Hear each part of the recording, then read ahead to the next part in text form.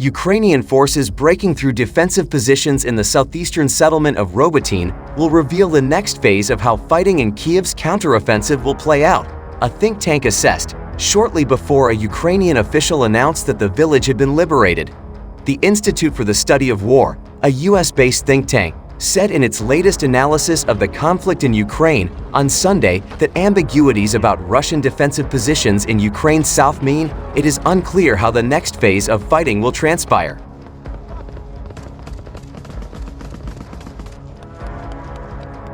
Breaking through these defensive positions, however, will reveal how the counteroffensive could progress. Kiev is 3 months into its counteroffensive to recapture territory seized by Russia, and Ukrainian officials have acknowledged that the push to liberate its territories has so far been difficult.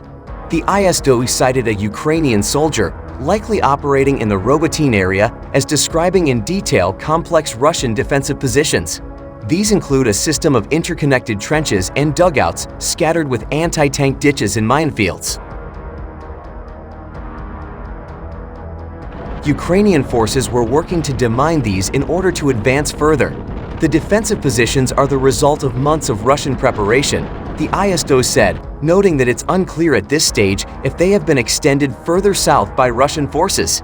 The composition of Russian defensive positions in southern Ukraine and the ambiguities about how Russian forces are manning and equipping them continues to obscure how the next phase of fighting will transpire, the think tank assessed.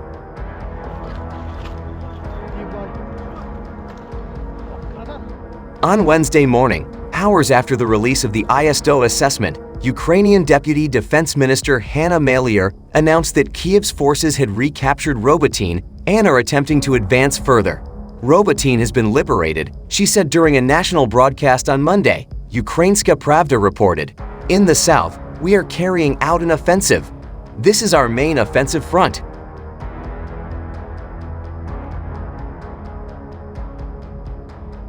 In Zaporizhzhia and Kherson oblasts, the enemy is on the defensive, Maliar said. Our troops are moving southeast of Robotyne and south of Mala Tokmachka.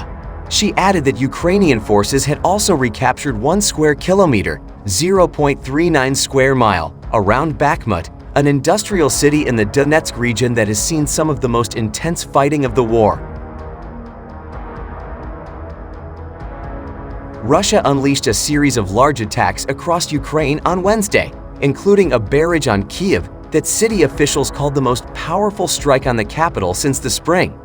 The deadly attacks come as Ukraine has recently made significant gains in its ongoing counteroffensive against Russian forces. Serhiy Popko, the head of the Kiev City Military Administration, said Russian combat drones targeted the capital city from various directions before cruise missiles were launched from aircraft during the overnight attack on Kiev. On Monday, Ukraine officials said its forces had liberated Robotyne, a village in the Zaporizhzhia region that was said to have played a tactically important role in Russia's defensive line.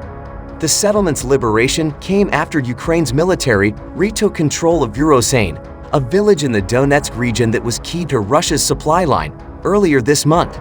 Mikhail Razvozhayev, the Moscow-installed governor of Sevastopol, said Crimea was targeted in an unsuccessful drone attack on Wednesday morning.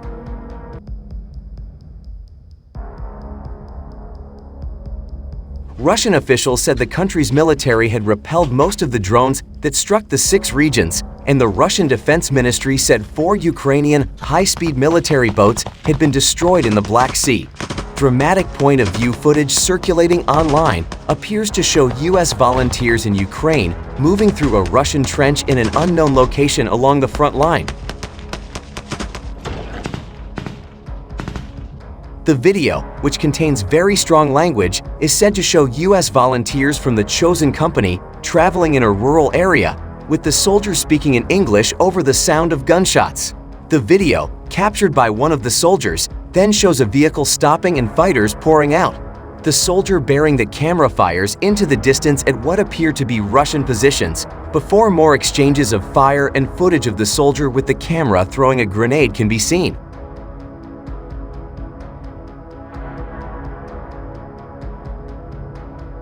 Since the outbreak of full-scale war in Ukraine in 2022, Volunteers from across the globe have traveled there to fight alongside Kiev's forces. Several U.S. volunteers have been killed in the 18-month-long conflict. Earlier this month, it was reported that 2 U.S. citizens had died during a Russian drone attack while serving with the 59th Motorized Brigade, according to reports from friends of the fighters. Former U.S. Marine Lance Lawrence was wounded and subsequently died while providing cover for fellow Chosen Company soldiers. Ryan O'Leary, who describes himself on social media as the company's commander, wrote on X, formerly known as Twitter. Another soldier, who described himself as a part of Chosen Company, said Lawrence never failed to brighten the moods of anyone and everyone around him, and was an integral part of Chosen Company.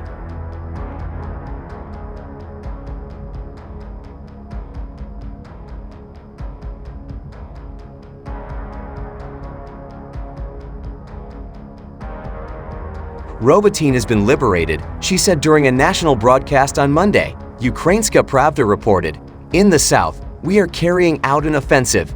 This is our main offensive front. In Zaporizhzhia and Kherson oblasts, the enemy is on the defensive," Malier said.